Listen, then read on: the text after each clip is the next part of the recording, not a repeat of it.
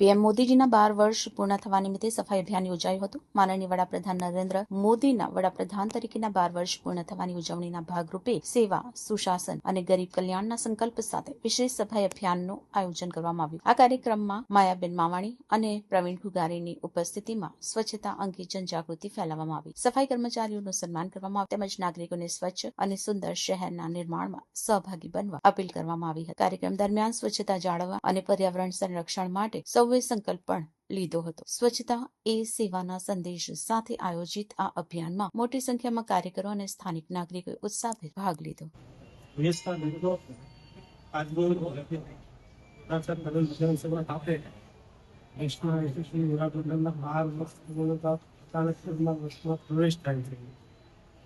દેશમાં જે માહોલ છે જે રીતે દિવસ રજા કર્યા સતત 12 વર્ષ કામ કરી દેશનું નામ રોશન કર્યું.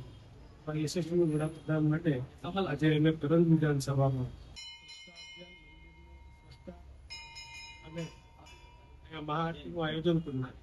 આજે લગભગ આખા દેશમાં દરેક વિધાનસભાની સંસદીય એરિયામાં ગુજરાતની વાત કરીએ તો 182 વિધાનસભામાં આજે મંદિરોની સફાઈ કરવાની છે અને સાથે મહાઆરતી પણ થવાની છે. એના ભાગરૂપે આજે કરંજ વિધાનસભામાં અમારી સમગ્ર ટીમ, કોર્પોરેટરો, બંને વોર્ડના સૌ સંગઠનના મિત્રો અને સૌ શુભેચ્છક કાર્યકરો આ કાર્યક્રમમાં હાજરી આપી છે. સૌને ખૂબ ખૂબ શુભેચ્છા.